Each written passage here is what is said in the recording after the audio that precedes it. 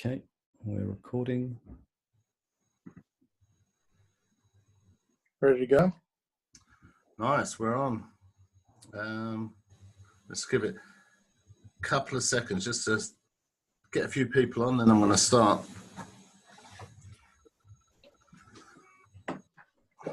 Yeah, so we'll wait for people to join and then we'll kick off in a couple of minutes. Yeah, right. So you can see when people have joined on. Yeah, we can see Pete, see if Pete Orham's just joined, Reto's just joined. Hey.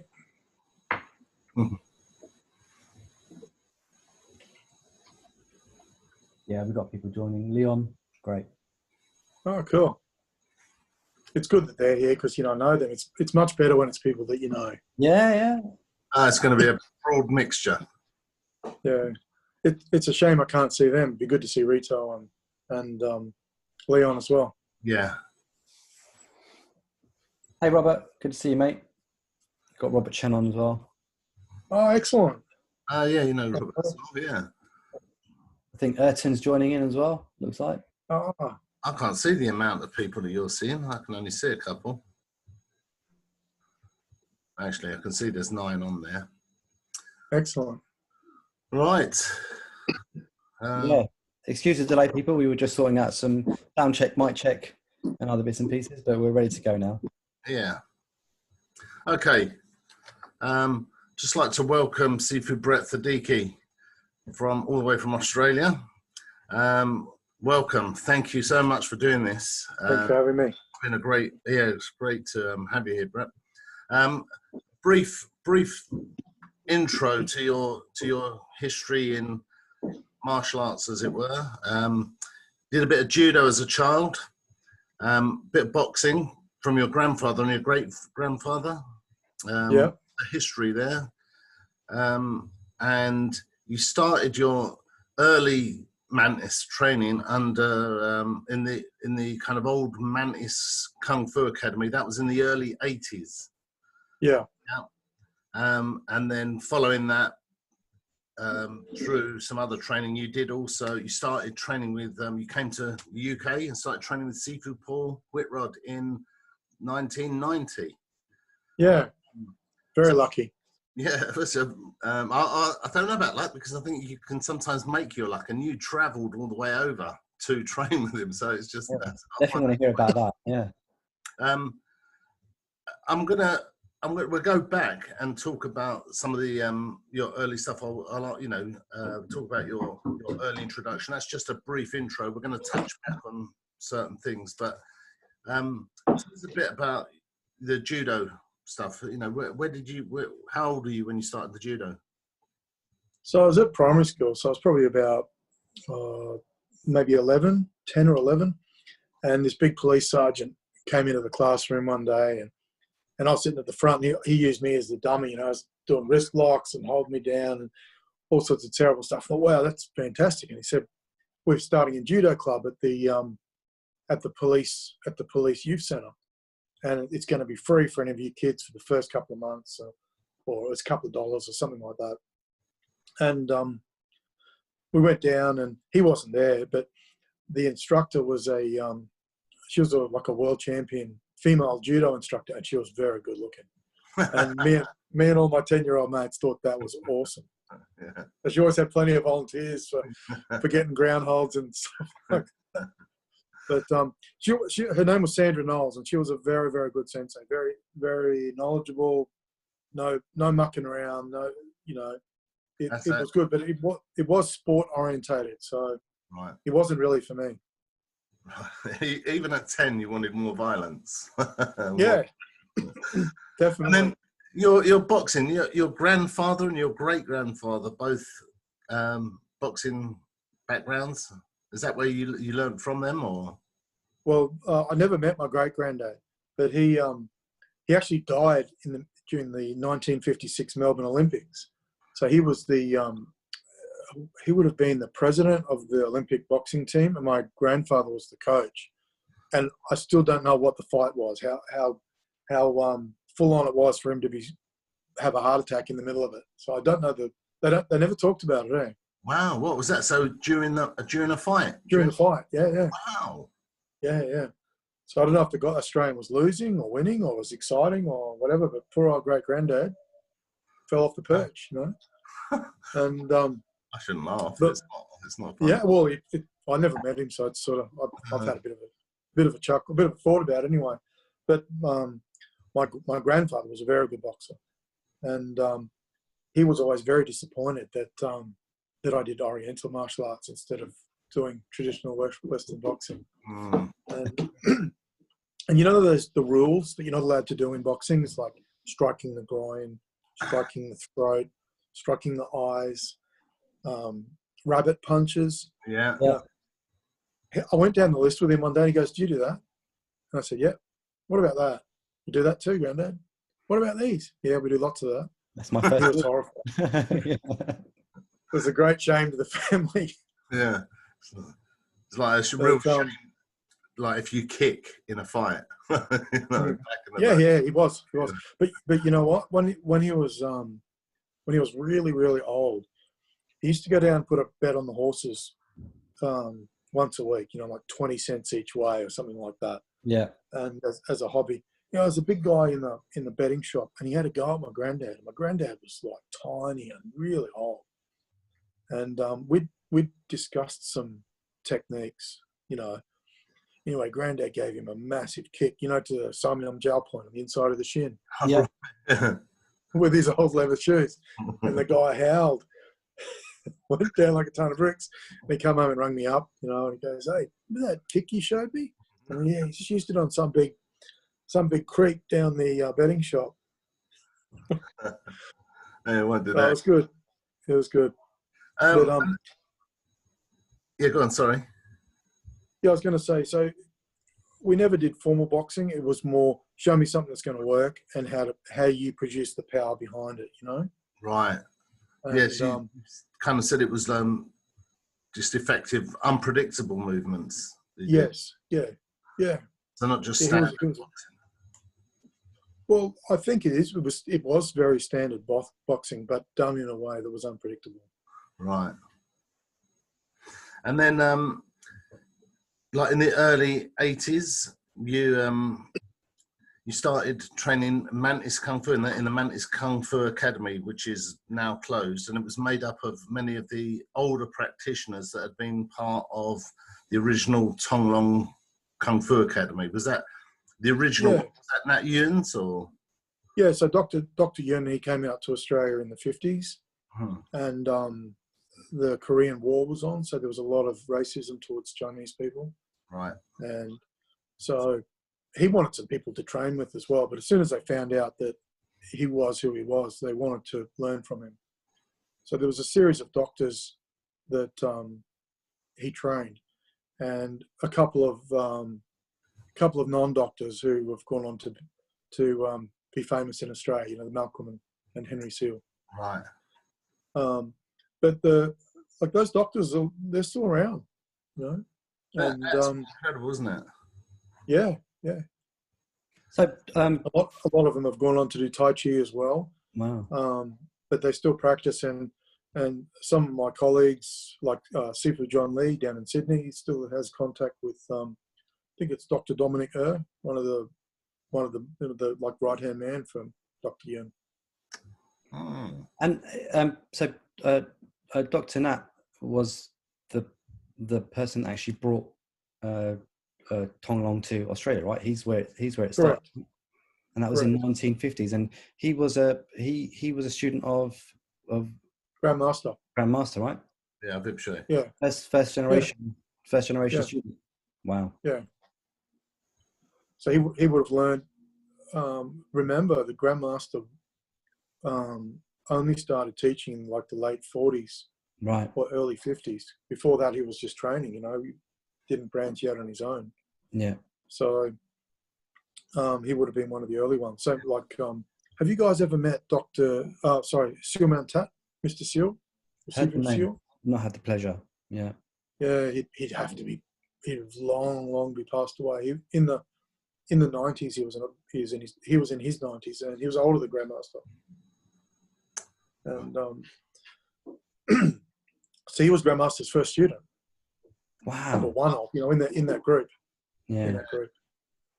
Was that with his brother-in-law as well, Lee Kwan? I think probably before that. Oh no, Lee Kwan is his brother-in-law. So Yeah. he would have been in the loop before that. Yeah. He obviously then he took it to New York, so it's kind of spreading globally now and paying dividends. Yeah.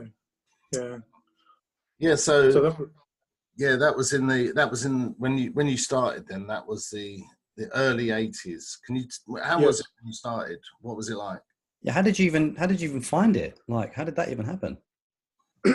well, Brisbane, like I suppose, like the east end of London, Brisbane was a pretty violent place. There was all sorts of trouble going on, and it was rare to go out and not get into trouble. And also the coppers were the police were quite aggressive to, I was a young teenager with a skateboard and a BMX, and that wasn't cool back then. It was let's harass these kids. And so anyway, I had a friend, and his big brother had a few different black belts, and we were asking him, okay, Ferris, what should we learn? What do you think's the best? And he had a bit of a list of questions for us, and I didn't want anything flowery. Didn't want all sorts of stuff that was difficult to learn and not practical to use. And I'd done judo. I didn't really want it to be rolling around on the ground, stuff like that. I wanted it to be very simple, very aggressive, and brutal. I wanted it to work straight away.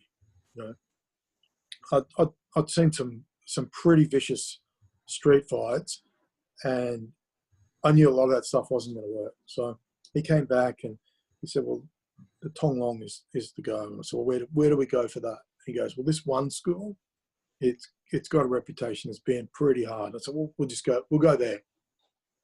So how old were you then, Brett? Would have been about 17 or 18. Okay. And so we turned up actually on our skateboards at the front gate, and we weren't welcome.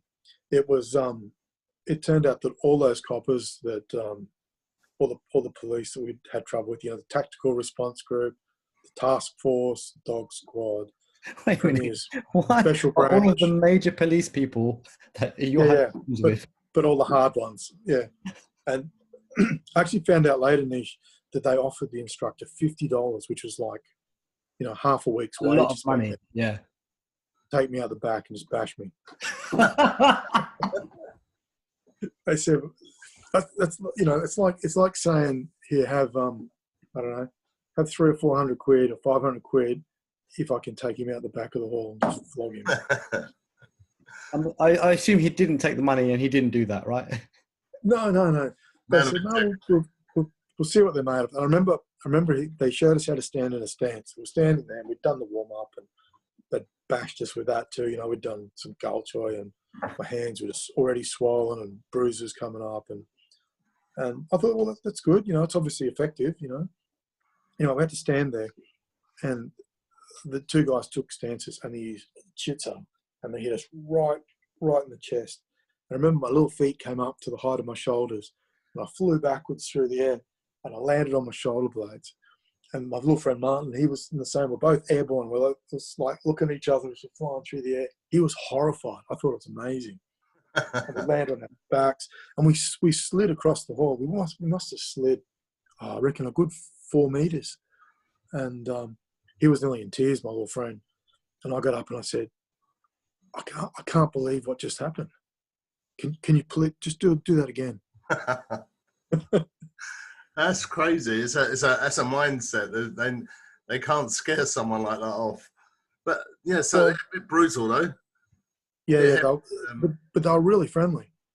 Yeah. So even though they were really trying to get me, they all were really nice. So I'm like, hey mate, they look like anyone from Sifu school. They're just regular guys. They're pretty fit.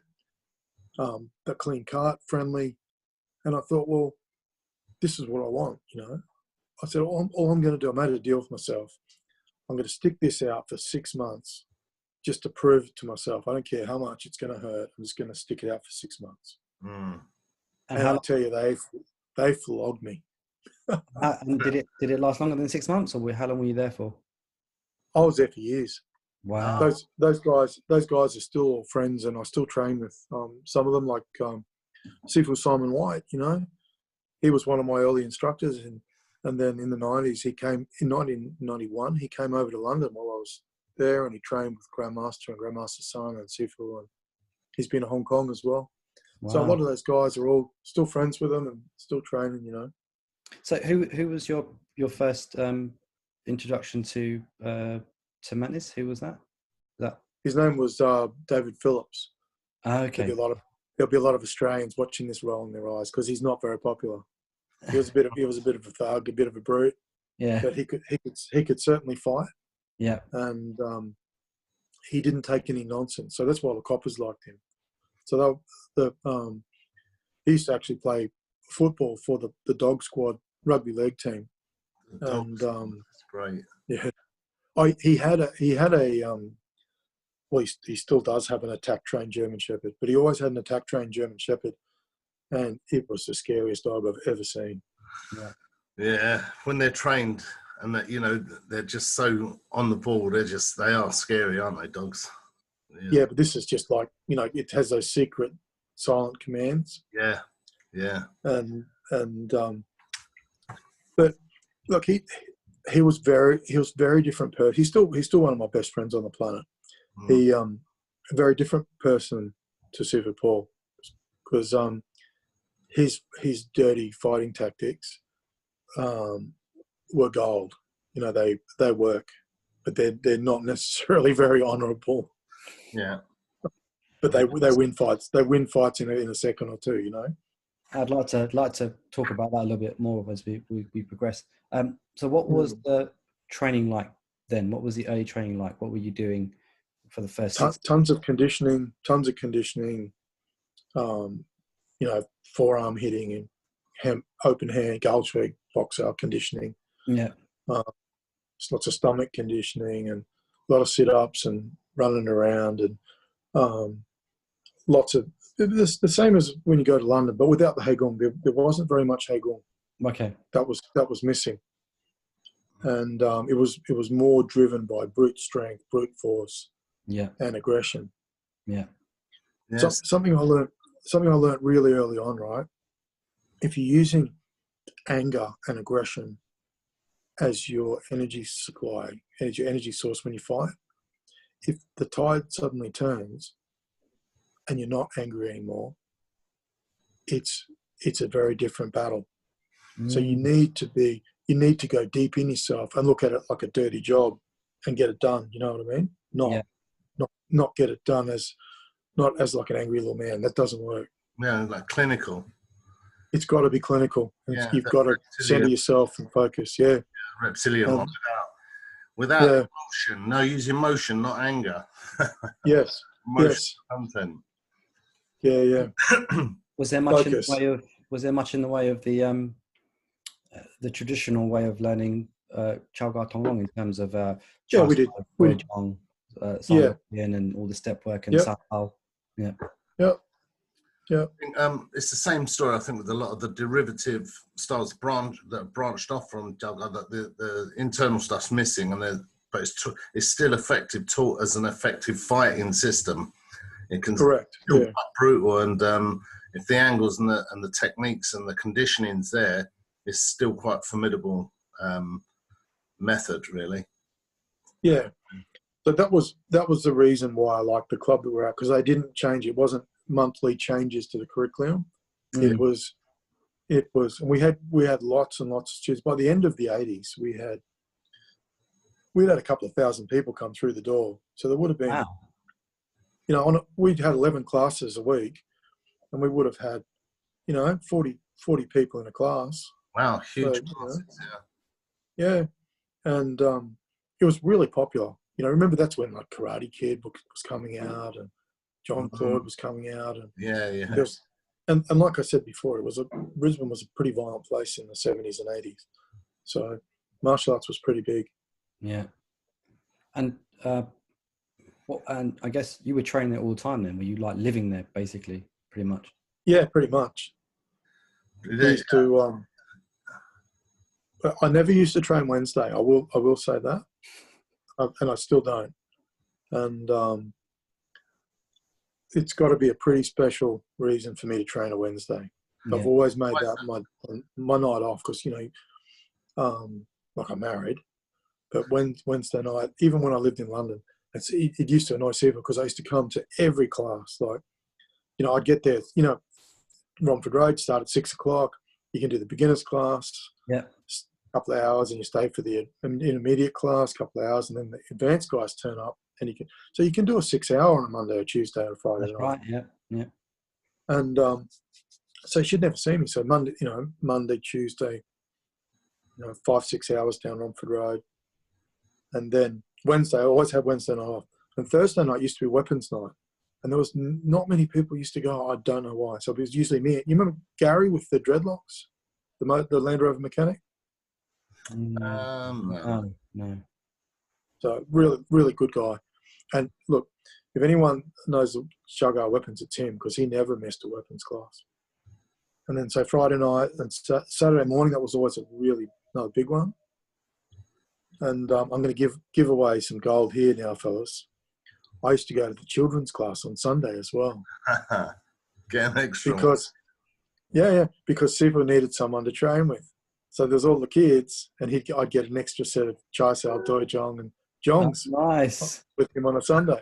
That is gold. I shouldn't tell that. It's giving away his secrets. Actually, that's a big one. It is a big one. Yeah. And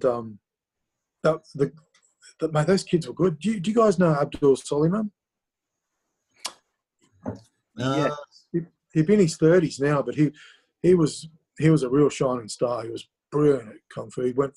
He used to train the kids class, but he used to come to the seniors classes as well as a little kid, Wow. He was really good. I hope he's watching this because I know he doesn't train much anymore. Abdul, back to training. I think you might be talking about Big Abdul. Was he a big lad? No? Okay, then. Soliman.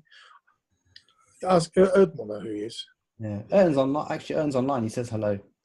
In fact, you've got a few people saying hello. Let's have a look. Sean Connolly. Sean Connolly says he remembers Gary. Yeah. Was it Irish Gary? No, that's Irish Gary's. Yeah. It's not. It's Gary was like a punk rocker. He had this like mohawk, but the back was really long, dreadlocks, and it was all oily because he used to be on his back under the Land Rovers. Wow, very cool.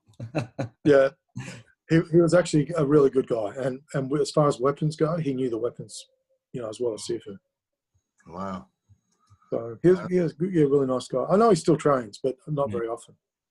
So, so you were training there, and you were there for a good few years. Did you end up teaching there as well? How long was it before you started? Like, because I was pretty hooked from the first night, and I found out that if I paid my monthly fee, I could go to all the other clubs around Southeast Queensland, and we had a lot of clubs. So I got a list of the clubs and addresses, and then it's like Monday we'd start at 4 o'clock and finish at 6. And then if I could drive for 40 minutes, I could be at another class for another 2 hours.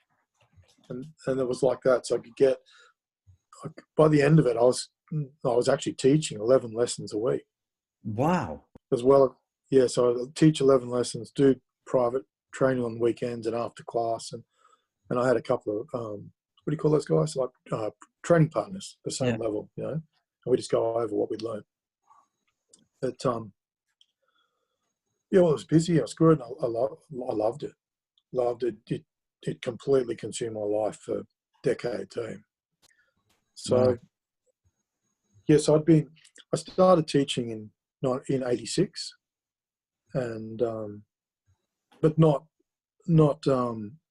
running the school. Just like an assistant instructor. Yeah. Same as what you guys would do if you go to Sifu's. When you split up in your little groups. Yeah. You'd say, Alex, go over there and teach those guys Doi Jong. Yeah. They'll be teaching me. Yeah. So, but by about 87, I was running a lot of the school, and in 88, I was running,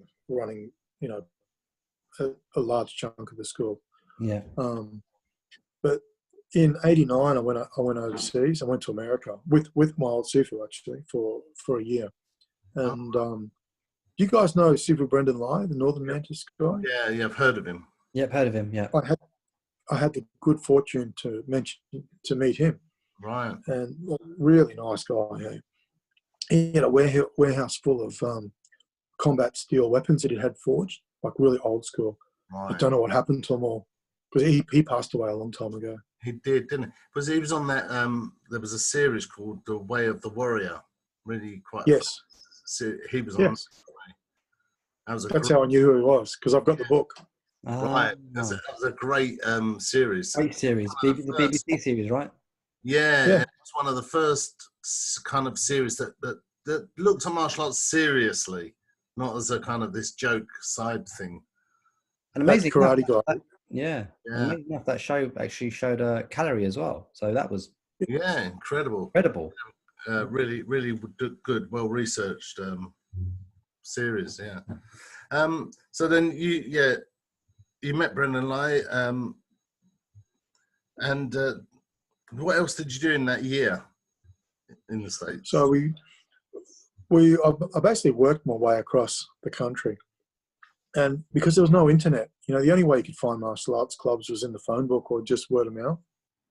So I actually found a Lung Ying club in, I would call it Orange County. I don't think it was Los Angeles.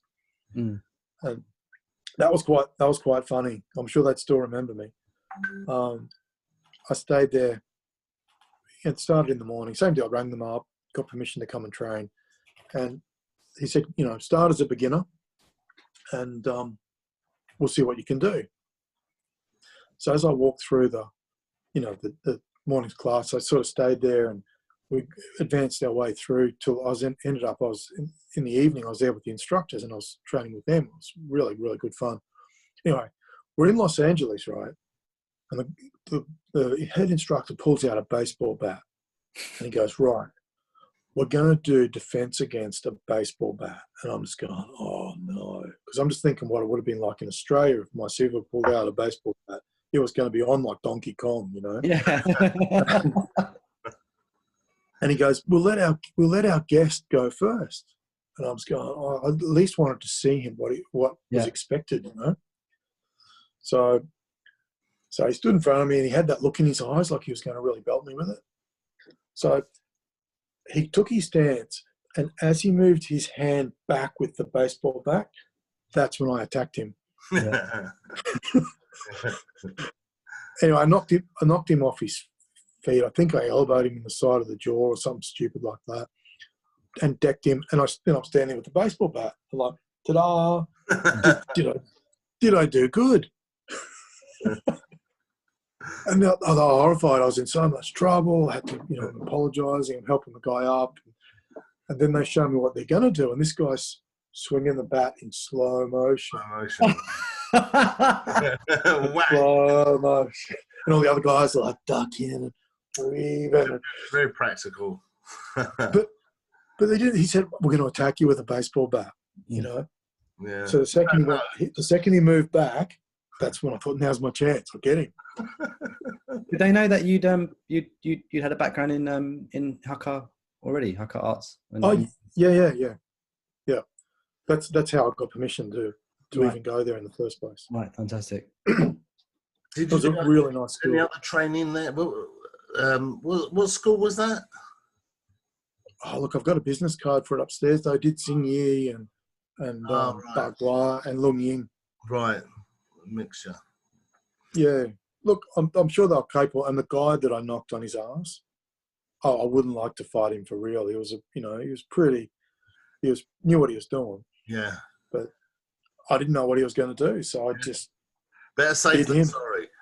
That's it. Yeah. And then, so 1990, you kind of tell us about how you decided to come to London to. Yeah. Well, I knew that Sifu was there because I had his book. Yeah. The original blue book that we discussed earlier. Yeah. Is that how you found out? Is that how you knew about him, through the book, or had you heard about him? Only through the book. Right. We hadn't seen any. He's written a lot of articles, but the articles came later. The articles actually, I think it was either you know, I think he'd written some articles before I got there, but we discussed there was a good way to promote his business. So he really put out a lot of articles in the 90s. And but this was before then. I don't remember him having an article in the 80s, you know. Yeah. So I only knew about him from the book. And I went and asked some martial arts shops somewhere on the west side of London, and they'd never heard of him. And it was only by chance that I found that, hit the ad in an East End Yellow Pages, you know. So it took, because I arrived just after New Year, and it took me longer than 3 weeks. Would have been February that I turned up. So wait, you'd seen a book, and you'd be like, and you were like, okay, I need to find Paul Whitrod. I need to find Sifu Paul Whitrod. And so you had this book in hand, and you jumped on a plane to London to go find Sifu Paul Whitrod. That was how it went. Yeah. When you landed you went into West London, and you went into a bookshop and said, "Do you know this guy?" Oh no one knew him. No one knew who he was. And he wasn't that famous outside of Chow Mantis in the 80s. You know? But once he started writing those articles, and like the school grew quickly, you know. Yeah. He went from the front room, not where it is now, but you know, the other front room. Yeah, in the back. Yeah. Well, he actually had a smaller place than that downstairs somewhere first, and then the Romford Road place, and then the really big one out the back. Yeah. But I rang him up and told him that I had his book and wanted to, you know, be able to come to class. Would I be welcome? You know, and I had a bit of a cunning plan that I would come and train for, you know, a couple of months, and then maybe he would write a letter, and then I would go to Hong Kong. That was my sort of ballpark. You know, I sort of, well, if I go to Hong Kong, if I go to London, and then to someone that's already in with the family, I can meet and train and, you know, prove my character, get a letter to go to Hong Kong. Yeah. And but like I said before, so lucky, because look, I got there, and as you know, he's a lion-hearted bloke. He's a top fella. I got on very, very well with him. He put up with me. How was it when you first turned up? Did he already know that you trained in Australia? Oh yeah. I told him. He gave me an interview on the phone, and I told him everything that I could think of to tell him. And then when I turned up, you know, obviously, like everywhere, he wanted to see my sample gym. So it's like, yeah, let's see your sample gym. As soon as is that when you first turned up, and he was like, show me sample gym? Walked in the door. In the door, yeah. Bowed, walked in, saluted, said hello, shook hands, sample gym. Nice. And it was different. It had been changed over the decades, you know, in isolation. So he said, you know, we do it this way. And I said, actually, I know how to do it that way, but this is the way that I've been practicing it for the last, you know, 5, 6, 7 years. So he said, we'll do it this way. And I said, okay, well, I will do it that way. He said, forget about the other way. And I said, okay. And this is where this is an interesting part of the story from my end anyway. So I stayed behind after class, and he was asking me, do you know this form? Do you know that form? And he was quite surprised because I knew Lao So Kwan. And he got me to show Lao So Kwan, and it's Lao So Kwan. And quite a few other forms that I knew that he was surprised that I would know. And anyway, he asked me, do you know Bo Sim Sao? And I'm like, yeah, I know Bo Sim Sao. And he could see he didn't believe me. And he's like, would you mind demonstrating?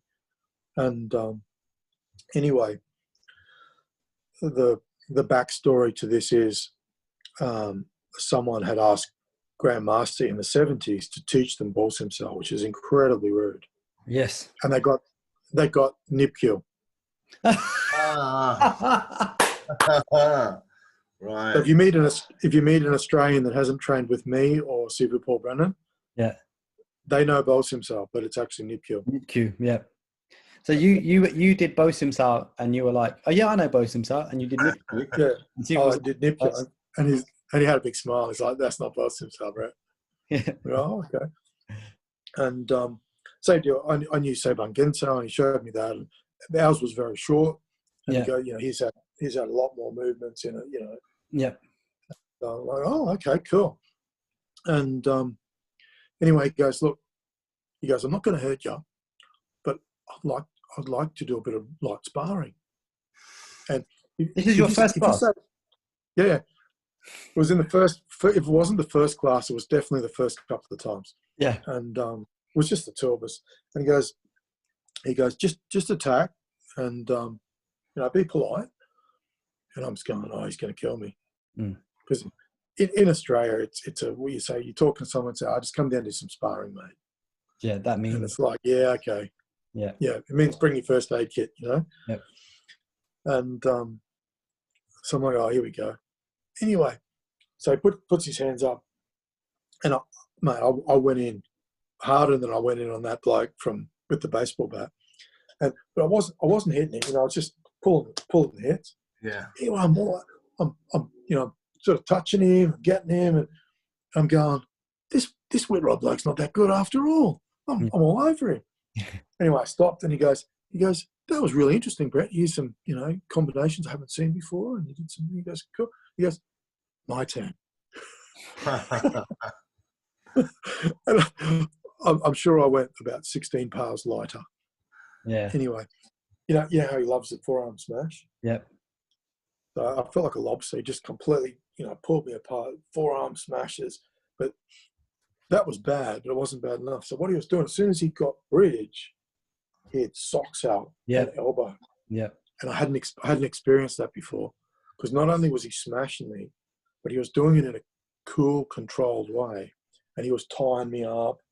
He's pulling me over. He's turning, he was like a cattle dog or a sheepdog, Yeah. He was very much in control of what I was doing and stuff like that. And it was quite confronting.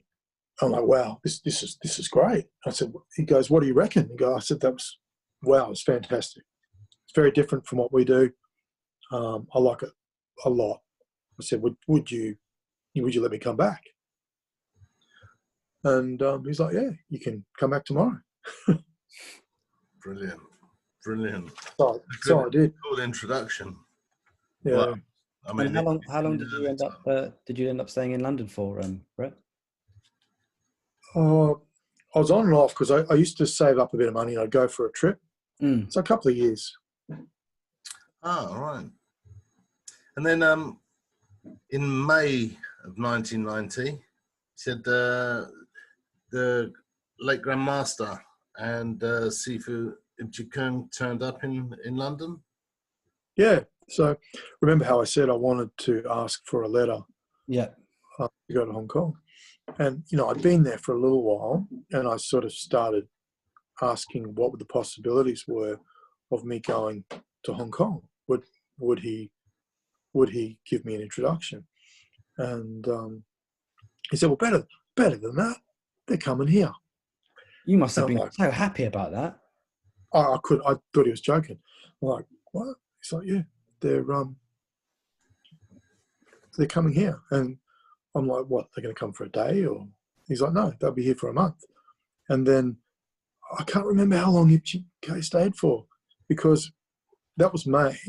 I thought it was 6 months, but he was still there after Christmas. Wow. So he was living with Sifu at the time, was he? No, he was living with Ricky. Sifu's now ex-brother-in-law. Ah, right. And I went and lived there too. I was home, because the Gulf War was on. I was homeless because all the construction stopped. Yeah. I was sleeping in the hall. Yeah. I was sleeping. There was two German brothers used to train, and they were living in a squat up the road. I stayed there, and I was having, with Doug, with anyone that would let me stay. I said, you can go and stay up there with Sigong. And that was hard. I couldn't do it. I suppose there's a bit of his OCD in me, and we drove each other nuts. And I think I told the story before. There's a padlock, hanging. He had a little cupboard. He put this padlock on the cupboard, and I'm standing there and watching him. We had to be down the hall. We were given a seminar. He was given a seminar. And he's put the padlock on, and he spent forever getting it hanging right. And he got it how he wanted. And I'm going, he's got to be kidding. So I flicked it. No, it's the worst thing you can do, isn't it? I paid for that for hours. Yeah, I bet you did. So yeah, you know, I was really lucky. I asked Sifu, and he said, yeah, I could get some private lessons from Yipsy K as well. So, you know, Sifu was always good for some private lessons. I don't know where he found the time, you know. Mm. But you know, I was pretty lucky. The back hall. Did you guys ever train in the back hall in London? No, the big one. The big one. Yeah. So where Sifu is now, the only other yeah. hall I trained at was the one that's opposite, the big one at the back. Yeah, you've been in that big one? Yes. Yeah. But not when he had it at the hall. It was always literally Sifu had the place he is now. But then when that was empty, we'd just go in there and do weapons and other bits and pieces. So because that used to be we used to be in the other front room next door. That was the first in that complex. Mm.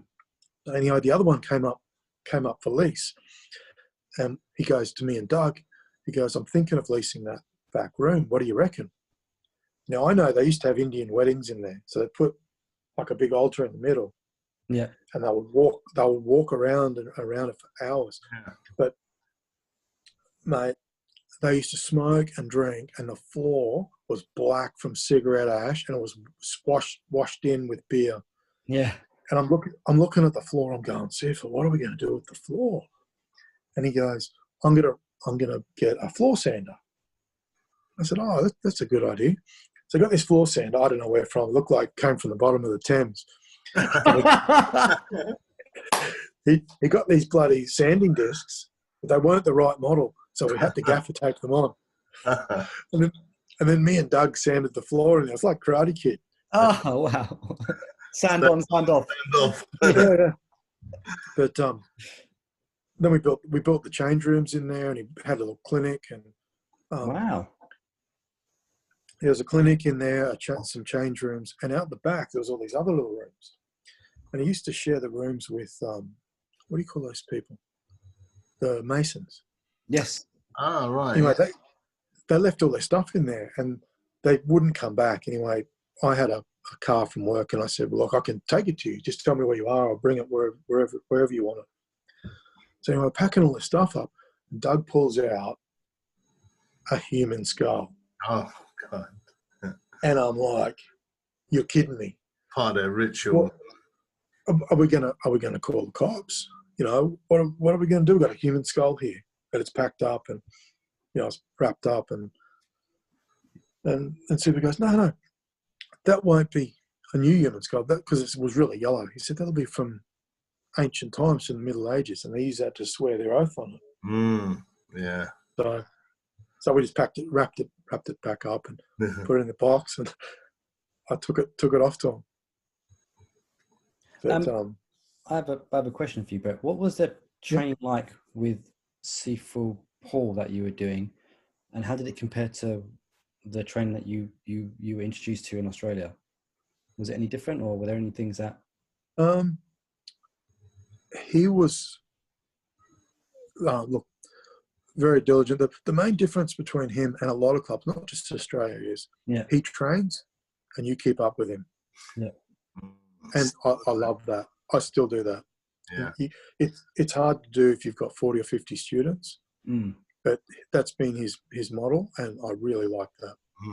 And I've always respected him for that. It's not like the Sifu turns up in an expensive car, walks in and looks around, nods his head to a senior, gets back in the car and goes, and just comes again next. No, he's in there.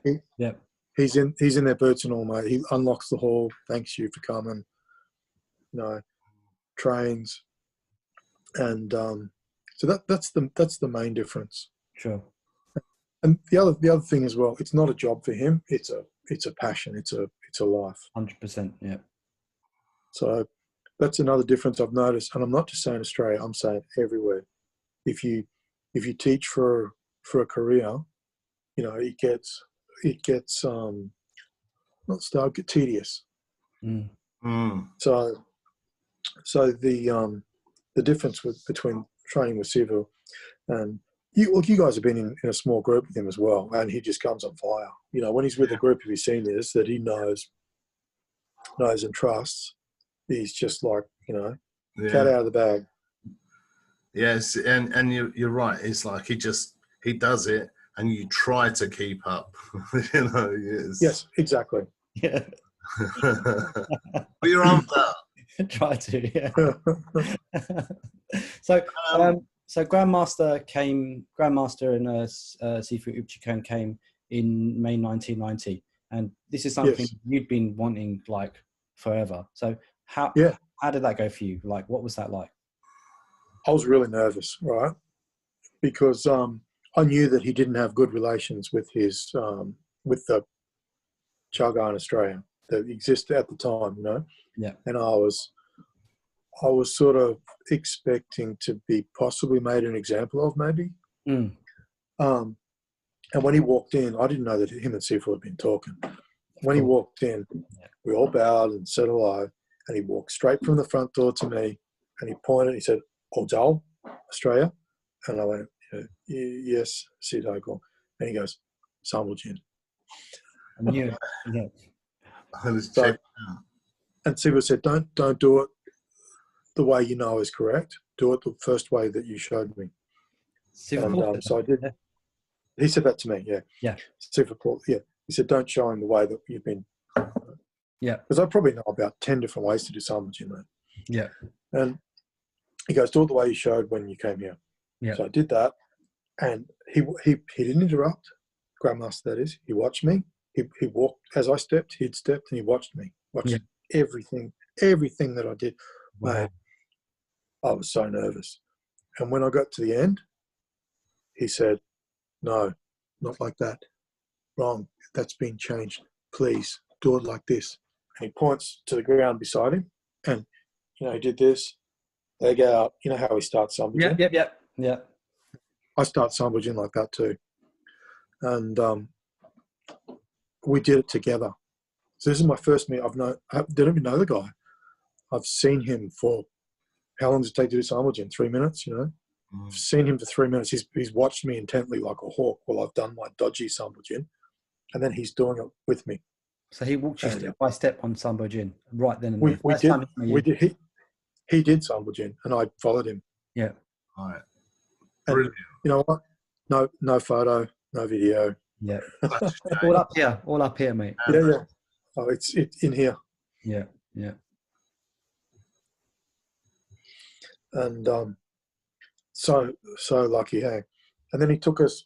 He just walked around, and you know, we did a few demonstrations for him, and then we went to the hall you're in now, because back then that was used to be chairs and tables. Yeah. And see if we'd push them back, and we sort of sat around and said, now we're going to get to do question and answer with Grandmaster Yipsley.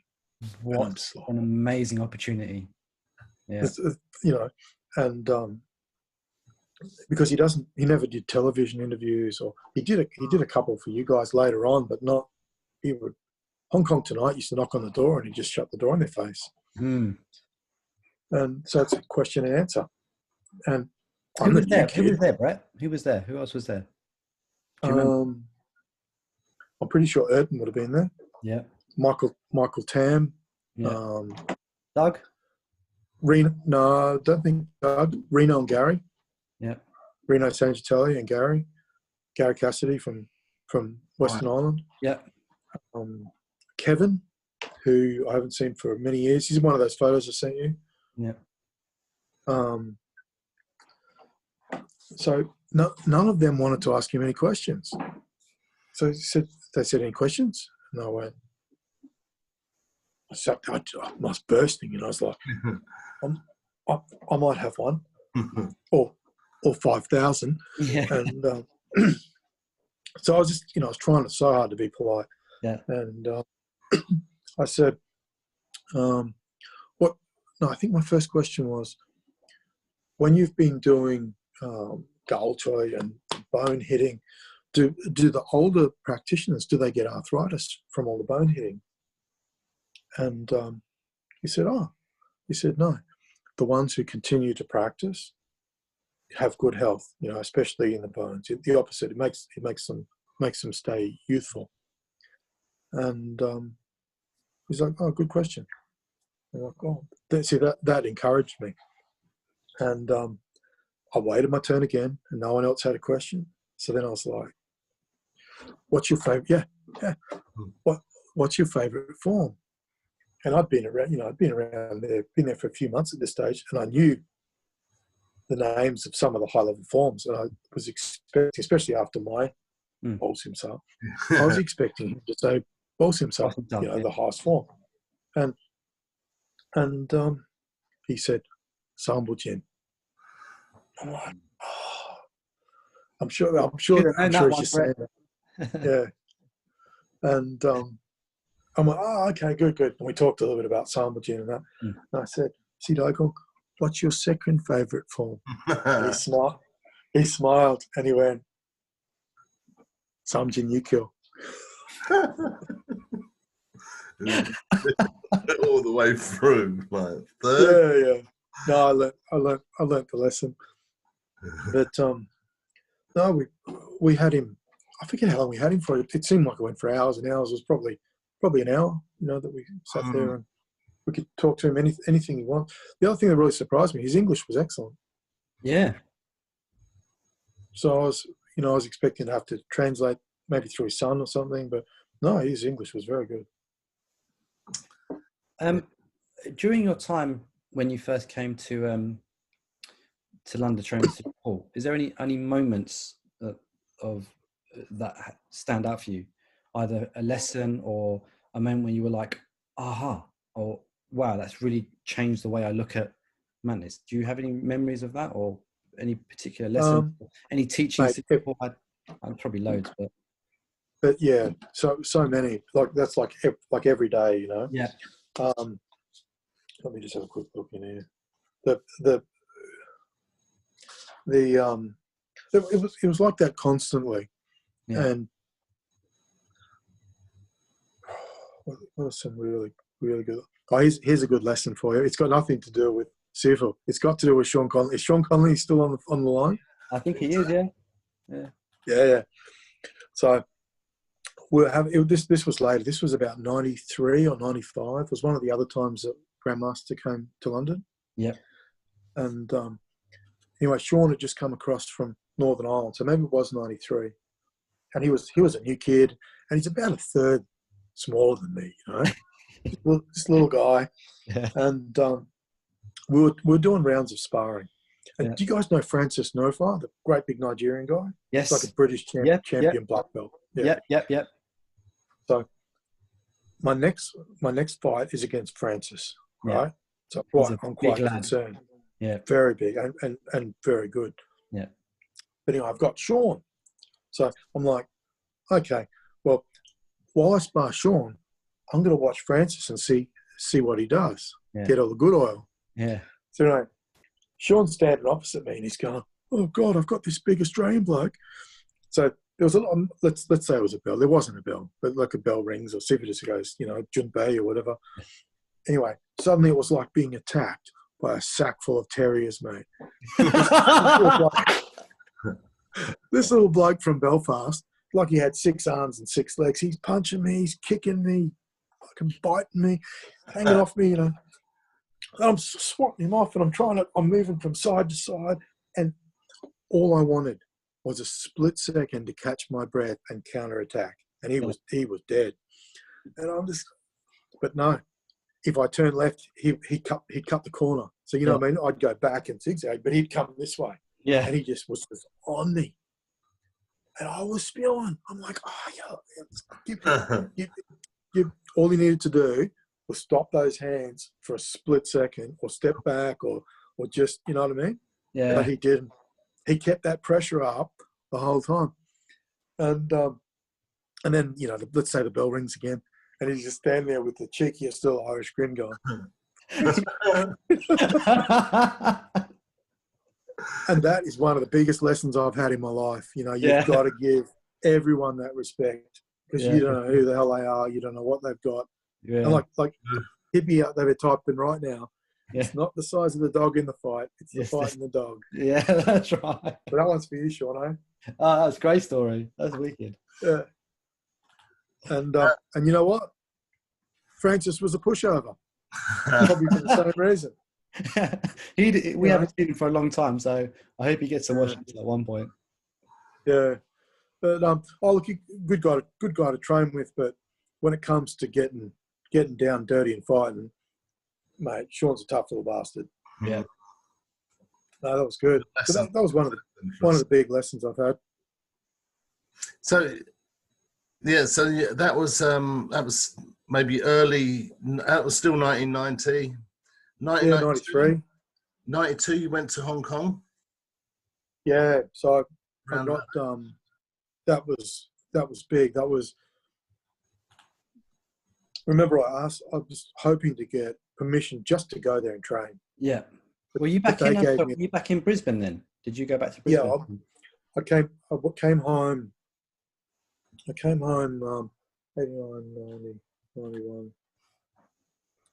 Came home at the end of 91 or early 92. So I hadn't been home very long at all. And they gave me a formal summonsing to come to Hong Kong, like a formal invitation. And wow. Yeah, they were going to give me a teaching license. That's big. That's big. Yeah. And I'm actually going to get it, Nish. Just 2 secs, because I don't know anyone else that's got one of these. Oh, wow. Whilst Brett's getting that, if you have any questions, any comments, please put them in the chat. We've just seen Sean with 2 big laughs. That was a great story, Sean. That was a great story. Hey, Arthur.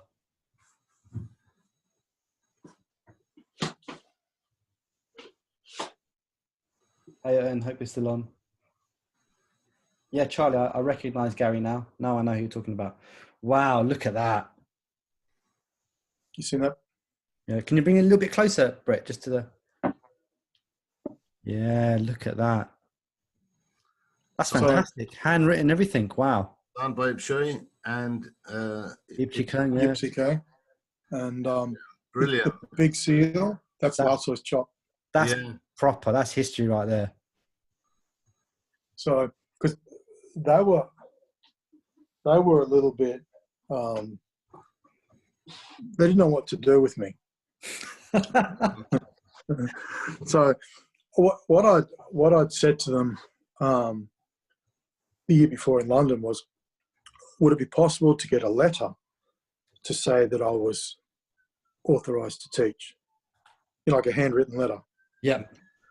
And just to say that I could, because there's so much politics here, it's ridiculous. So I asked for a letter. Yeah. And they didn't know what to do, so they went to a calligrapher and they got them to paint that. Brilliant. And so I was really, really touched. But I suppose they would have had maybe a bit of reticence after kind of Nat Yuen and that experience of. They've had lots of experience with people sort of taking advantage of them, look over the years. I'm not going to put any names to any of that. No. And sometimes it's not intentional. Sometimes it's just people's way of asking, and cultural differences maybe, or I don't know. Yeah.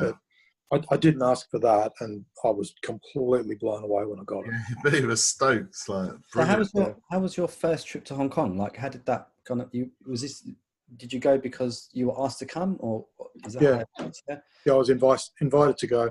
So Sifu turned up with me, and we stayed. Oh, Sifu Paul came with you. Yeah. Okay. Yeah. And did you stay at Grandmaster's place? Yeah. Nice. Shaolin bed? Yeah. Yeah. So this is my Shaolin bed. This is my Shaolin bed story. I probably told you before. I want to hear it. So it's actually it's not beyond Alex. It's over off to Alex's right arm. Yeah. It's still there. But think they might So have moved. Sifu had he had a nice camp bed, and he put Yeah. her out, and he's in the camp bed. And I said, "Oh, is there another one of those, Sifu?" And he goes, "No, you get to sleep on the bench." And I went, "Oh, cool. Does it have a mattress or?" And he goes, "No, you can put some newspaper down if you think it's uncomfortable." Pad it out. Yeah. And he goes, it's like Shaolin training. It's like, this is the Shaolin bench. So I'm laying on the bench, and we've been training all day, even though it was my first day. We've still been training since I got there. And mate, it's just laying on this wooden bench. It was so hard. And Siva just looks over, and you've heard him when he gets the giggles. He's just laughing. He's looking at me. He's just laughing and shaking his head. He's going, "All right, Brett, comfy." All right, Brett. Yeah. Just got a quick question from just going back to your certificate. Seafood Kurt Scott says the style of teaching license he's seen many times before in Hong Kong, and he's got something similar himself. Was there a test for it, or was it just awarded on your experience? Good question. It was a few weeks of testing, and I failed all the initial stuff, mate. All right. And Good question. what do you reckon the first test was? Sambo Jin. Sambo Jin. Yeah. And I had to do it for Grandmaster and his wife. Right. Now remember, Lao Soi lived with them. Yeah. She knows it inside out. Si Tai Po has seen hundreds of thousands of Sambo Jin. She's seen Lao Soi do Sambo. She's seen Lao Soi teach her husband Sambo Jin. Yeah. Right? Incredible. So when I did it, she did this.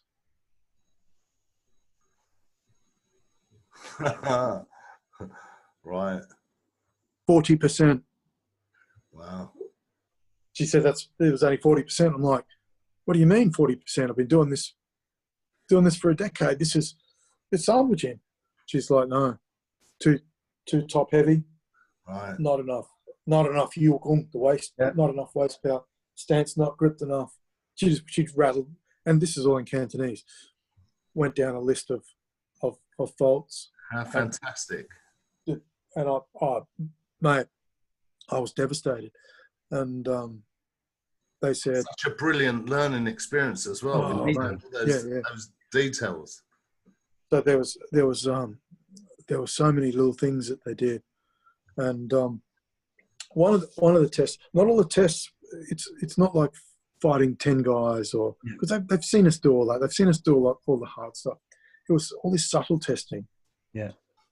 One of them was they had some candles. So there's like little candles just burning away. Yeah. And the Grandmaster said, put the candle out. Use Poxel. I'm like, how am I going to do that? So I sort of do that, and the flame sort of wiggles a bit, and he looked at me, and he's like, no, like this, and he's like, and all the candles went out. Mm. I've heard you've seen this, like Sifu would talk about how he could put out a row of candles and just went just like that. And you've seen it. Like, I mean, yeah. Oh, yeah.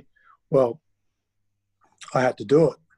And so, look, I had a few guys and I could put it out, and he goes, good. Jin Choi. Right. So I've got the candle, and I've got to use Phoenix, Phoenix Fist to put the candle out. That was a lot harder. Yes. So, yep, did that. And we went through a list of questions. Pixar. Wow. Awesome.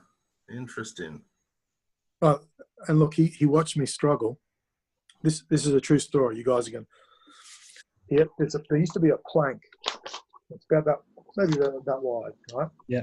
And the candle is behind the plank, right? Like that. Yeah. And he said, now put the candle out.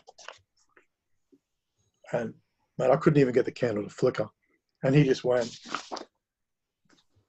And the candle went out on the other side. Through the plank? Yep. No, it would have been around the plank. Yeah, sorry, but yeah. Yeah. Yeah.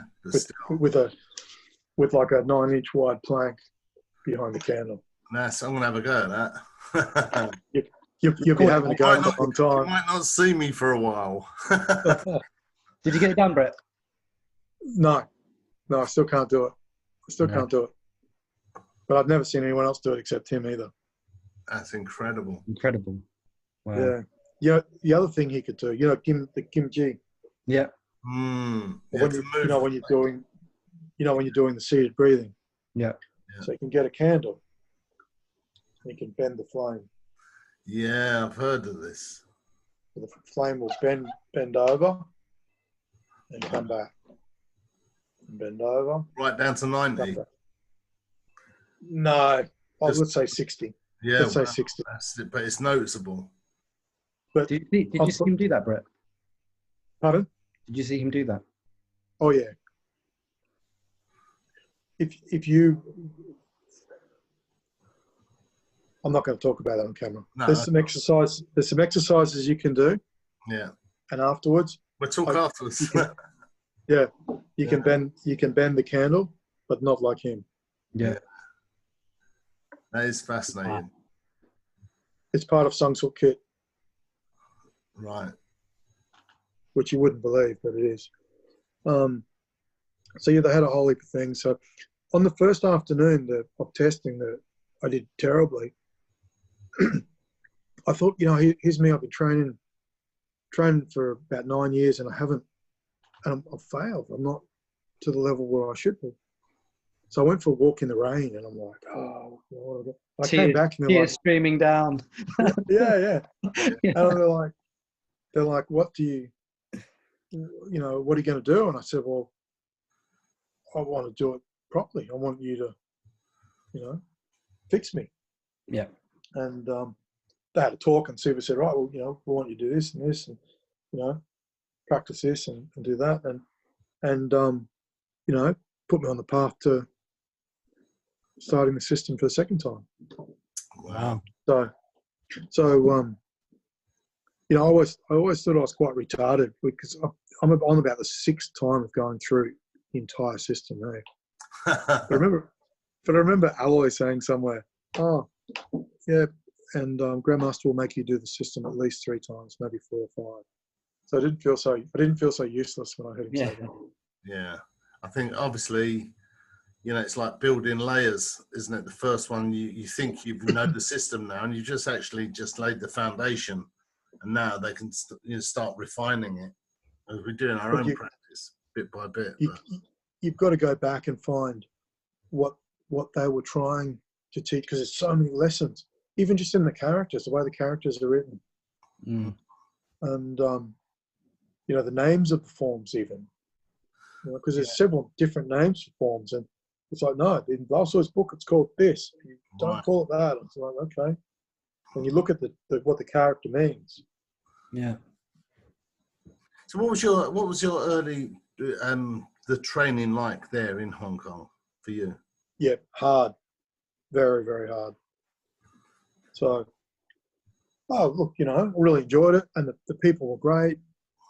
I've been once again blessed or lucky, or because I haven't gone to these places and asked to learn anything. I've just turned up, and people just say, Brett, Ming Bao, come here. Yeah. And I've got to meet a lot of Grandmasters, the old guard, like Silman and Tad and Choi Si Ba, Choi Si Wing. Yeah. My Si Ba Gung and CK. Yeah. I've had some absolute gold lessons from him. Right. And Alloy, he's my Sisuk Gung. And you guys know Sifu Leung? There's a picture of the concrete guy. There's a picture of an old picture in there somewhere. Which one? Or one of the pictures you put some of the pictures up, Nish. There's a picture, and it's in there's me, and I got my arms up like that, and Paul Brennan is kneeling at the front, and Sifu is beside us, and there's a whole heap of really hard looking little Chinese guys. Yeah. I can bring up some pictures actually. Let's put some up. Let me bring up some anyway. Let me just share my screen. Was it it's just a quick question, was it stylistically different from training in Australia or London, training in Hong Kong? I'm not all those places. I'm not going to say stylistically different. Let's say culturally different. Right. You'd know that yourself, Alex. Yeah, of course. It was just an interesting question from Arthur from New York. Okay. Ah, lovely. Let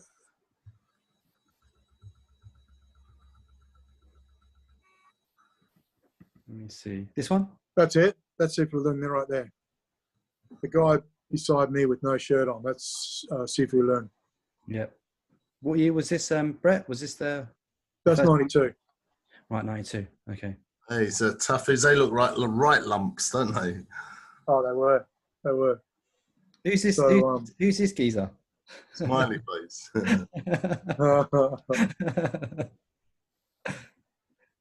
Cool. Oh, it's good. And Sifu Brennan there as well. Yeah. Yeah. Great. We'll go back Oh, to we've got quite a few photos we can go through. That was a really good art. That was you know what, I've been training for a long time, and that was one of the best days. Yeah. We had that. It was so tough, but so good spirited. You know what I mean? They were really nice people. Mm. Yeah, so there's a question here from Erton. Erton says, yes. He sees in YouTube that there's more than one Grand Master in Chow. As far as I know, before the old man died, he made his son the Grand Master. What does Brett think about this? Oh, that's how am I gonna skate around this question? Nice one, and doesn't mess about. Yeah, he's just. But yeah, look, in 1973, Grandmaster Yipso retired. I've seen the photograph. He presented my Siba Gong NCK with it's similar to that thing that I've got with his chop in the middle. It's the system. It's right. all the forms. It's all listed out. It's like, this is what I want you to teach the people. Wow. He was the first one in Hong Kong outside Grandmaster that taught Chow Hong Kong. Yeah. So, look, to me, it's still one big family. Yeah. As you know from our trip to Hong Kong last year, I would really like everyone just to get on. Yeah. But it's not my place to comment more than that. Yeah, no, cool, Brett. And we did have that conversation while we were there, talking about, what myself and Nish have been doing is trying to build bridges and build a community amongst wider martial arts, but amongst the Chow family. But is what it is. Because everyone's got something unique to teach, and it can only. I think so. Yeah. Hmm. So you trained with those guys there. You trained with Ella as well. Ella, yeah. Yeah. Hoping so when to speak to her soon as well. But what was that like? Mate, I'm gonna throw a fox in the hen house right now. She's one of the best there is. Right. So when Grandmaster Yipsy K went to Paris in 1973, he left a big void. So Grandmaster Yipso was looking to retire, but he still had a lot of students that would come to the house. Yeah. And he normally would have Parkun, as he liked to call his son, teach them. But then he didn't. Suddenly he was gone. So he had Ella run the club. Wow. So I've seen photos of Ella as a 13 or 14-year-old daughter with her arm out, and a line of blokes to try, and she's just crushing them. That's incredible. I have heard stories. So I've heard stories, She's very, very good. Look, I've got plenty of photos of her training, but I'm not going to share them just out of privacy, Yeah, of course, yeah. But look, she knows more than most people, and of everyone I've seen, because everyone's slightly different from Grandmaster, everyone. She's the most like him in the way that she moves. Interesting. Yeah. And whilst you were in Hong Kong around that time, was there any official ceremony that you went through? Did you have were you given Tea flags? ceremony. Yeah, anything like that? Yeah, I did. I did. I got sent out to buy a special teapot and some bole, Chow, Yeah. the type of tea they drink. And Oh, yeah. you know what? This is answering Arthur's question again. Because I'm such an Australian barbarian, I didn't realise the weight of the situation. Yeah, you didn't know what was going on. No one told me. They said I'm making tea and we're going to have some questions and there's going to be a lot of discussion and, you know, think carefully before you answer the questions and Wow. and make sure you don't spill the tea. All right. But once again, no photos. I've still got the teapot. Yeah. Brilliant. I can still remember everything they asked me. It was Hey, share you know, if it's not. it was pretty confronting, you know. Yeah. Oh, But you know what? It's not what most people watching this are going to think. They wanted to know who the hell I was. They want to know what am I going to do with this kung fu. your character. You know? Yeah. Yeah. What are you going to do? You're learning this stuff. Once again, it's coming from Grandmaster's wife. My husband's teaching you this stuff. If you use this on a person, you'll kill them or you'll seriously injure them. Are you going to go and feed their family? We expect you to. If you hurt somebody, you're going to look after their family. You know what I mean? Things that I'd never thought of before. Wow. And yeah, it was very good. So what happened? You went out. They're like, go buy some tea. Go buy a teapot. We're making tea. What, do you think you were having tea and scones or something? What did you think was happening? Biscuits. There was a time of. It was around 2 or 3 o'clock in the afternoon. No one was home. Yeah. There'd been a table put in the centre of the room. It's actually a photo of Aloy kneeling down with tea, and Grandma's got his hand on his head. Yeah. Mm. And see, I didn't do that either because no one told me that I had to kneel before them with the teapot. Yeah. You know, I just came in on a tray and bowed and sat down with them and Who was I found there? out later Who was there, Brett, at the time? Grandmaster and his wife. Okay. Yep. No one else. No one else. Yep. You know, you tap Yep. for the tea. I found out years later that if they didn't tap, I failed. Interesting. Again, it's like you said, those cultural differences, isn't it? You know, it's polite to tap when someone's pouring you the tea. Yes. And it's also symbolic of some like rebellion. Of the emperor. Yeah. It's the emperor. Yeah, the hidden emperor. Look, see, he wants to see his subjects, but he doesn't want them to know that he's an emperor. Right. And he's got his bodyguard, and he's supposed to kowtow to the emperor. And he goes, "I'll pretend that I'm kowtowing. Just imagine that's me kowtowing." Right. So it's sort of like pretending that you're royalty when you do that.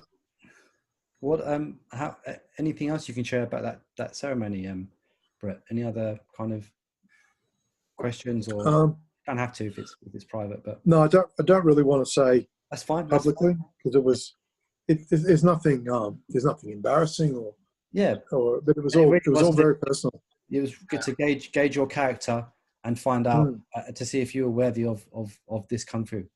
Yeah. And happy to discuss with you, you know, in private. Absolutely. It's not something I want to put in a public thank forum. Thank you for sharing that. Thank you. I mean, that's insightful on thing. So, whilst you were staying at Grandmasters, I imagine because the times that we went, you know, we did the old school of cleaning the whole place and doing little bits and pieces. And they're great stories. They're great memories. Anything like that for you? Well, apart from washing all the sweat out because it's their home, you know. Yeah. And we'd mop the floors, but I'm an electrician. I'm a tradesman, and I could see the place hadn't been painted in I don't know how long. And Sifu was like, you know, let's slap on a coat of paint, and I'm like, yeah, okay. So anyway, Grandmaster came with us. We went down to the paint shop, and it's surf green. There's some secret for you. The old green color is called surf green. Right. And so I went down and got some was either Dulux or something like that, surf green. And we came back. You know, Grandmaster had to go out. I forget where he went. Anyway, I do things properly, right? So, you know all those big mirrors on the walls? Yeah. Took them all down. Took everything down. Yeah. Moved everything into the center of the room and started, you know, scraping, sanding, plastering. Anyway, he came back and he hit the roof. He's like, "What are you doing?" It's like, "We have to sleep here tonight. We're going to sleep here tonight. What are you doing, you maniac?" And I said, "Well, you know, we've got to do it properly." So anyhow, we, you know, I got it all done. I do have a photo somewhere. I'll see if, give me 2 secs. Sure. I'll get this. I'll see if I can find I've got my photo up here. I'll see if I can find a photo of us painting that first time. So we used to paint. We've painted it a few times. So we did a kitchen reno there and painted the place. And, Brilliant. but where are we? There it is.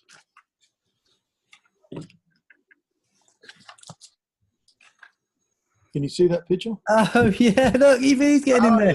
Yeah. Look at him. Nice shorts, mate. Yeah. Yeah. That's so funny. You must have been pleased afterwards, though. Oh, but it looked really nice. We put the mirrors back on, and so 2 years later we painted it again. And when before we started, he goes, "I bet, don't take the mirrors down." Yeah. And around them. But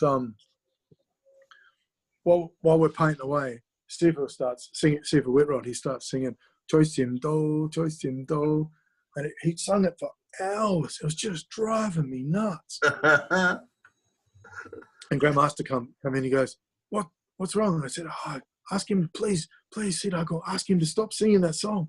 Yeah. And he goes, "What song?" He goes, "Choice Him Do." And he goes, "Oh, Money Coming Soon, good song." So he starts singing it too. Yeah. Choice Him Do. Paul said that he liked that song. It was very funny. It's a terrible song. You can find it on YouTube. We'll have to learn it.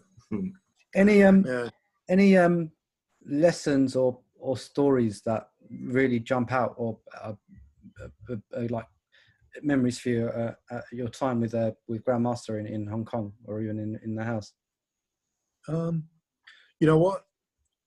When I'm staying there and sleeping on the floor, right, I'm like, right, I'm going to see what the old boy practices. Yeah. See, you know what I mean? Yeah. And like he'd get up and he'd do his you know, the seated breathing in the morning, every day. Yeah, I used to see him do that, and his prayers as well. Yeah. Yep. And but you know what? Even in his later years, he still practiced the basics. He'd still practice Sunma, Dhanma, but you could see he's doing a whole heap of. He's doing practicing Sun Tzu Kit, practicing getting the power down into the legs, gripping up at the feet, flexing the ribs, getting the spine and the crown up, getting the throat down. You know, gum gong, the golden bell, and Sambujin. You know, the best way to get his attention was if we were doing something interesting, he'd always come over and want to be in on it. You know what I mean? Mm-hmm. You've seen that photo in Sifu's book of them sparring. Yeah. So I took that photo. I was there that night. That was some pure gold. So I'd come back and Sifu had been giving me a lesson on something, and you know we're practicing those techniques on each other. You know, we just like back and forth, and anyway, Grandmaster Yipsy K was there as well, and he's like, let's do some sparring. Anyway, they gave me the pole, and you see them holding the pole out, and they're sort of sparring, and it's like a tennis, like a net in a tennis court. Yeah. And I'm like, what the hell's that for?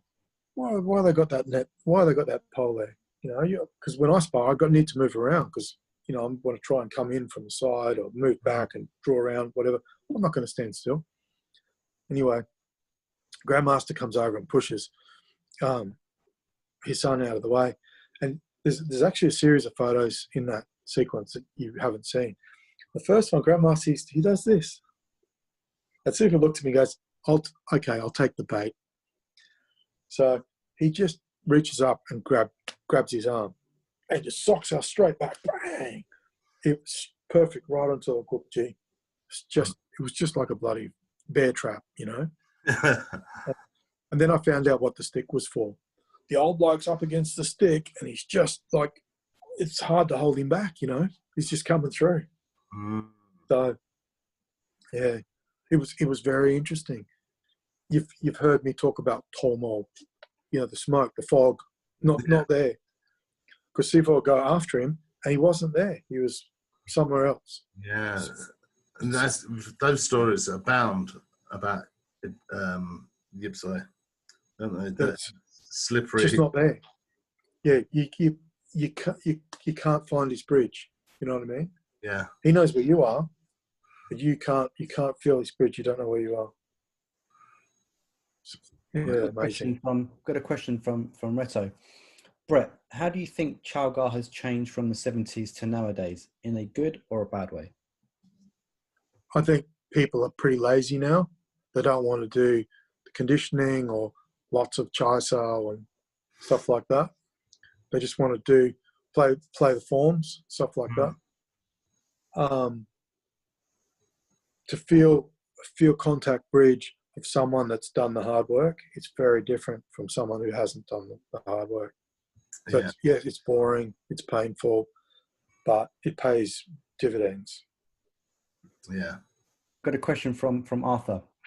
Was sparring emphasized or more basics and gung development when you trained with the guys in Hong Kong? They didn't spar so much in Hong Kong, but I think if they did, they'd kill us. Their basic jongs were incredibly aggressive, and it took a lot of work to hold their bridge out. You know what I mean? But, it's a huge cultural thing again in Hong Kong with martial art clubs and the police because of the history of the tribes. So they were very. I know for example, there's like they've got laws in place that if someone's injured when sparring, you know, if there's blood drawn, you know, from a split lip, it's a police matter. It becomes a police matter. So they're very. I think that's affected their attitude towards sparring. We do have some underground stuff there as well. Yeah, but I think they still go harder in Hong Kong than a lot of other places. You know, I think they go harder, not softer. What in sparring? In everything. Right. Yeah. Look, because they don't. A lot of the clubs don't openly spar. I know of some underground clubs where they meet and like fight club thing. You know? Yeah. And so they go a little harder there, but it doesn't. There's a lot of clubs where it doesn't happen that much. Yeah. Okay. No, it certainly wasn't the case in any of the places where, you know, like Mongkok or Alloy's club or K's club or they all sparred. Oh yeah. Yeah, brilliant. I mean, in Hong Kong, you've met and trained with some of the old guard and some of the, you know, the well-known Chow Tonong practitioners. Can you talk about some of the individual lessons you've learned from some of them, or some of the things that you've taken from them in particular? So, in CK and yeah, look, a really good one last year from Sibagong in CK. He stuck a thumb into my armpit, just matter of fact talking, and my arm wasn't paralyzed, but it was useless for about 2 or 3 days afterwards. Oh. And it was certainly no maliciousness. It was just showing me. Bang. Yeah. Amazing. Another good lesson I had with Alloy for Sisok Gong was in hand changes. Does that mean anything to you, Nish, when I say hand changes? Changing of the Yes. changing of But the weapons. Yeah. but putting, as you make a fist change, Yeah. using the movement Yeah. to cause the power, Yeah. to add to the power and the penetrating effect. Yeah. Yeah. Does that make sense? Yeah. Yeah, definitely. Yeah. Yeah.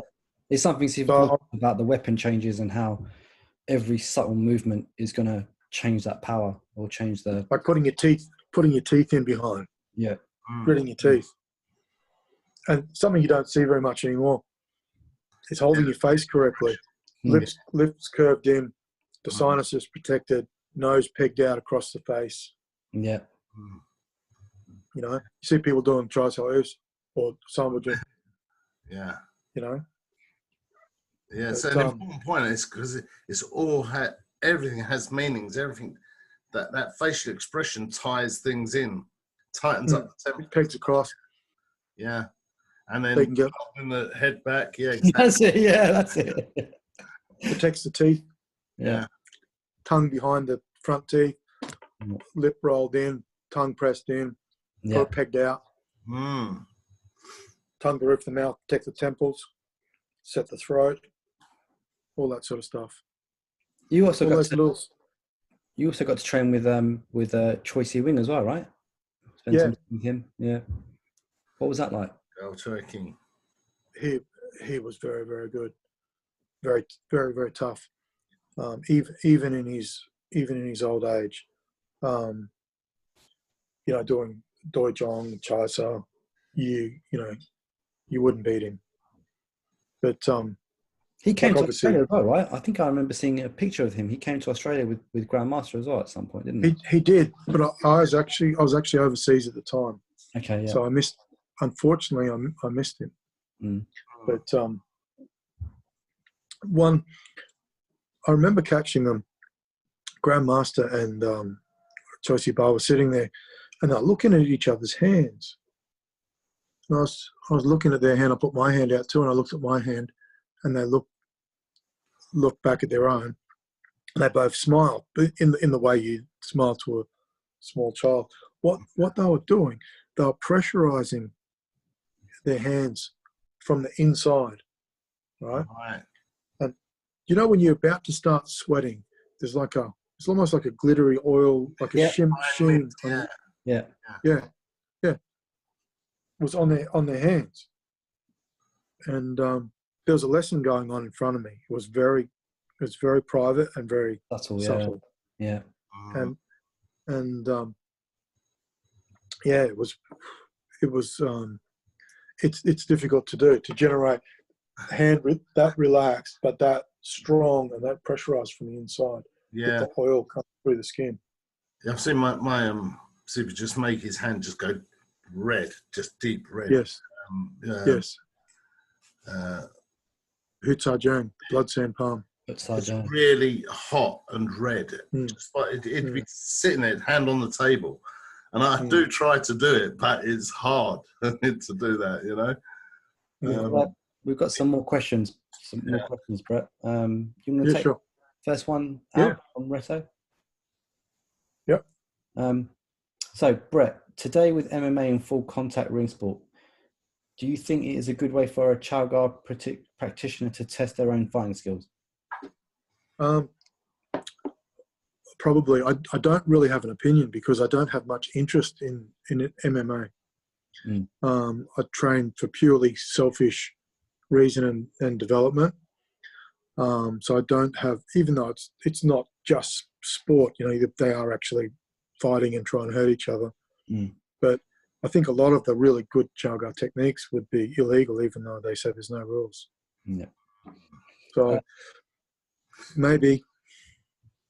Question from Arthur. Did you find each of the clubs in Hong Kong focus on different aspects of the art, or at the time, was it standardized? No.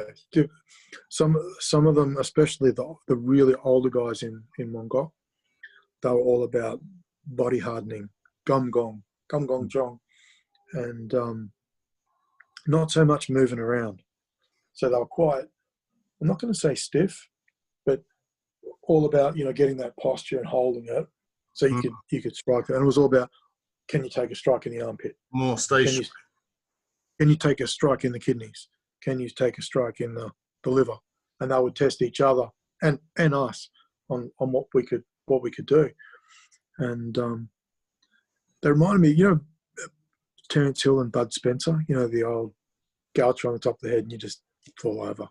You just slap it around. They have no effect. But we're talking people like Paul Lim. They used to call him King Kong. Yeah. Dalama, Ning Choi, all those guys. They're like, decades of training, hard, tough men, and they've all had lots and lots of fights. So, basically, similar. Chaisal, Doijong, Chisangab, the basic forms. The other stuff like that, they practice more in private, and you had to really get to know them before they would start to open up. Right. Yeah. But to answer Arthur's question in another way, I found that most of Grandmaster's senior students all move slightly different from each other. So in a way that I say you can't call right or wrong. Yeah. It's a slightly different interpretation. The way he used to teach, he would teach you what you need, not what you want. Yeah. So things were. We move on with body type. Do you think was it linked to their body type, the way they moved? It was linked to a whole heap of things. Their personality, if they were lazy, or if they trained really hard, if they were really strong. So if you got a guy that was big and strong and tough and could do conditioning, you might show him some stuff that makes him move around and make him think in a different way. And Grandmaster was really good at doing that. Yeah, of course. Question from Charlie. Hing, I saw some photos of you playing unicorn dancing. Could you tell us about how and where you learnt that? Oh, yeah. We I learnt Sing Si, the lion in Australia. I still have a couple of lions over there. Yeah.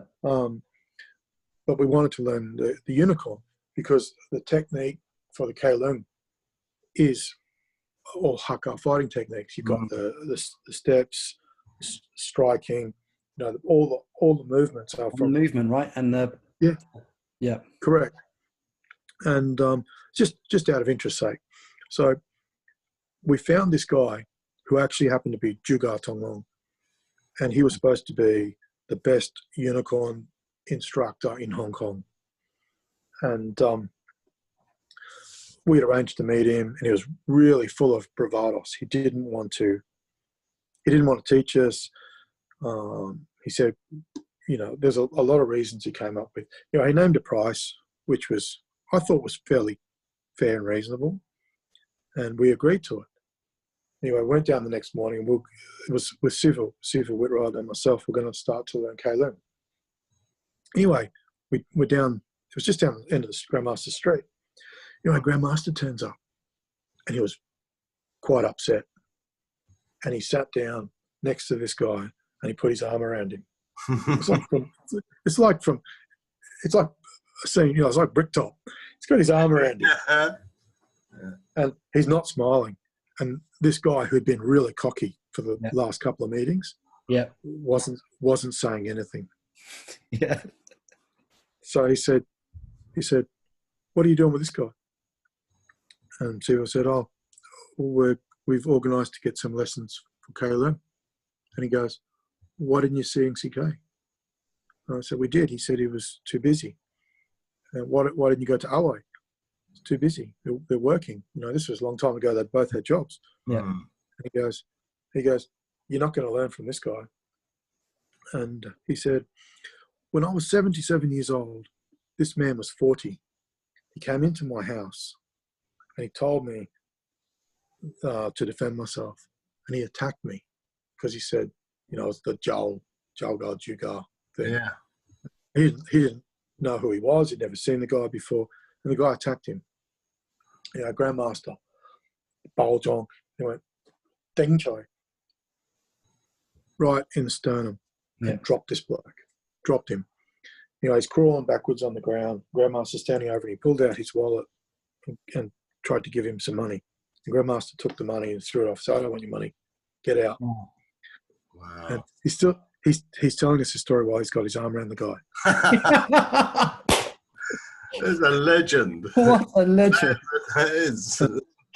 And he said, and that's You're why not learning with him. you're not learning from him. He said, tomorrow morning, Thiedeke and Aloy will teach you. Wow. That's it. So, How did he find out?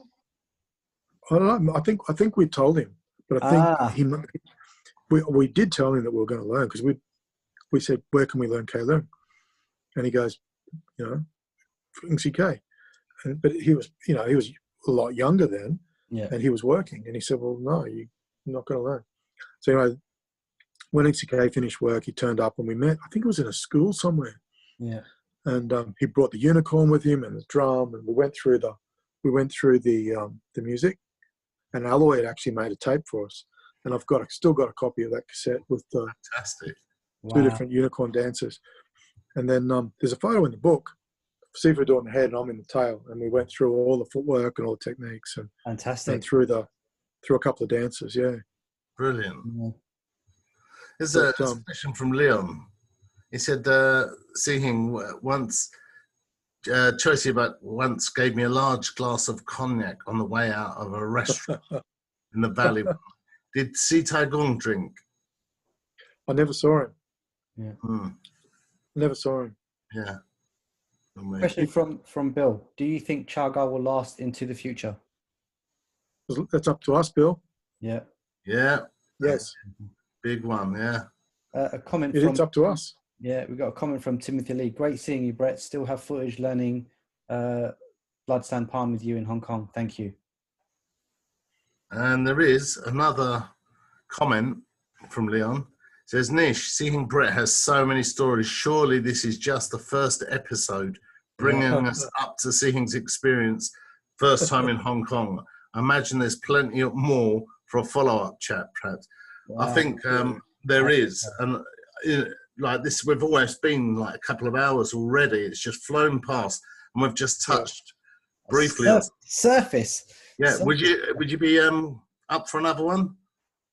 Yeah, definitely. Excellent. Definitely. So, volume 1, we'll call this. Yeah, we still got a little bit of time. So, I actually want to keep going on about Hong Kong and the time that you've had there. Any other names that you've trained with? We've got a note about your time with Ipchi Kong, Monastery and Shaw Brothers Music. All right. So they're not training. They're just funny stories. Oh, that's cool. Love, yeah.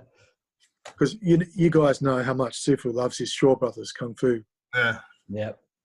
He's got thousands and thousands of VCDs, VHSs, and DVDs on, movies going back to the 60s, right? Yeah. Because I've been really lucky. I've stayed at Sifu's house. He put up with me for 5 weeks, mate. 6 weeks. And every night after training, we sit down and usually with an aubergine and chili hot pot, we watch kung fu movies. And once we're in Hong Kong, it was at the end of the 90s. He said to me, "You know what? I've always wanted to go to Shaw Brothers." And I said, "Where's that?" And he goes, "Oh, it's out in the New Territories. We'll have to work out how we're going to get there. And then we're going to have to work out how we're going to get in."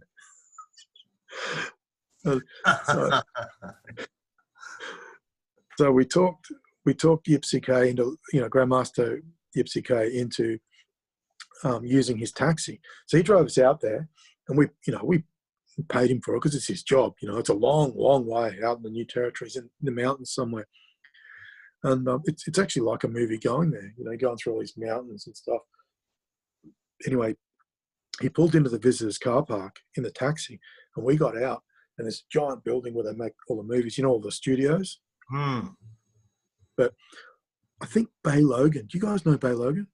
Yeah, I know the name. Yeah, Bay Logan. Yeah. I think Bay Logan had told Sifu, we'll blame Bay Logan for how to get in there, because Sifu knew how to get this back way around the back of the studio, up this like bit of mountain, and then at the top of the mountain it's the Great Wall of China, and you climb over that, and then there's the temple from Chinese, the monastery from Chinese ghost story, and there's just all these. They're in like there's all these places you recognise from the movies, and so Sifu's like, right, prepare to defend yourself, and his weapon racks. He grabs like a guando. I think I had like a tiger fork or something, and we're just battling on the Great Wall of China. And we took the battle into the what do you call that thing? The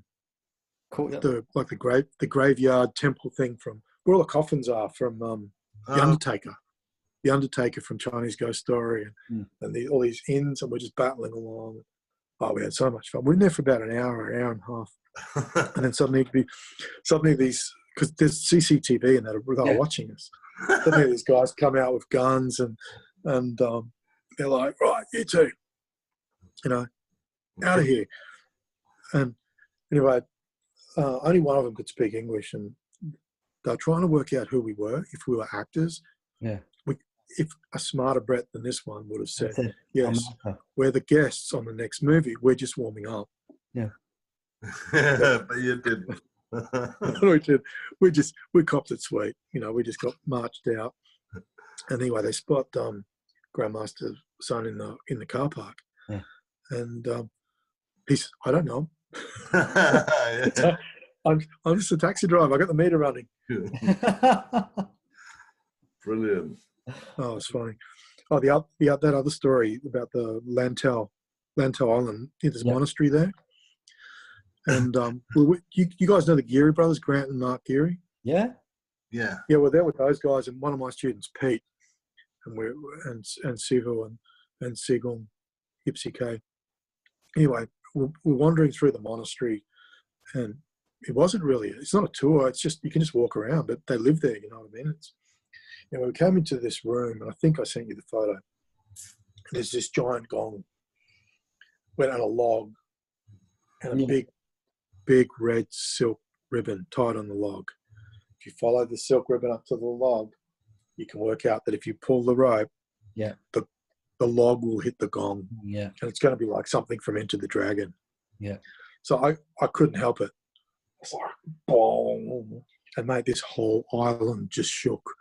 And Grant's like, wow, that was so cool. Give me a go. So Grant gets the thing. It's like, boom. Anyway, Grandmaster comes in and he goes, oh, you shouldn't do that. It's really disrespectful. And we're going, Sequel, when you were a little boy and used to come to this island, didn't you want to ring the gong too? And he's like, give me the rope. Anyway, as it's a log. The log hits the gong, mate. The whole island shook. And just he's standing there with the rope, right?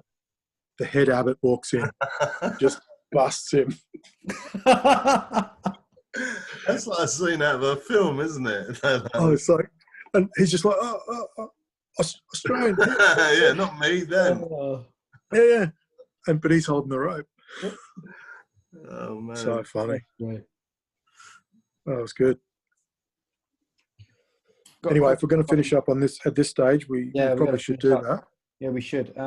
We've got one question. Let's go with that one. It's the last question that's come up from Mark Roberts. Brett, brilliant stories. Really enjoying it. Sambo Jin is always said to be the most important form. There are at least 3 levels of versions to it that I understand. Once you know the high levels, do you just practice those, or do you still practice the first level version? First level version. First level version. Is the everything because but all those high level movements are in the first one. You just need to know where to look for them. Yeah. And that's why Grandmaster always wanted to see it. Yeah. He's like, I don't want to hear your story. Just show me your Sambo Jin. And he can see it. Yeah. Yeah. Yep. Interesting. And that's something that, again, is really important. Every high-level practitioner I've ever spoken to said the same thing. Sambo Jin, it's all in there. You just have to keep digging away at it, keep practicing it, keep searching, and it's there. Obviously, the guidance for beginning. You So, know, I mean, we're coming up to the 2 hour mark and we barely scratched the surface, but there've been so many amazing stories and so many yeah, insights, and it definitely needs a part two. I've had such an enjoyable time speaking yeah. to you. Thank you. Thank you. Maybe 3. We'll see. We'll see how it goes. Yeah, Yeah, your breadth of stories and knowledge it seems like just massive. I wish my knowledge was. I wish my ability was as good as my knowledge, mate. I bet it is, from what I've heard. So, Brett, thank you for your time. We'll definitely arrange something, another talk. It's definitely needed. We'll make sure that we can get that done on a time that suits you. Yeah, I mean, it's been fantastic. I've had such a good Yeah. time, and it's always good to see you. And hopefully, we can arrange this for some time very soon. Anything from you, Al? No, just so pleased that we could get you here and do this. And thank you so much for your time and the stories and everything. And we'll be, I'll be in touch very soon. We'll kind of sort out a new date and let everyone know. Sounds good. Thank you so much. Thank you. Okay, we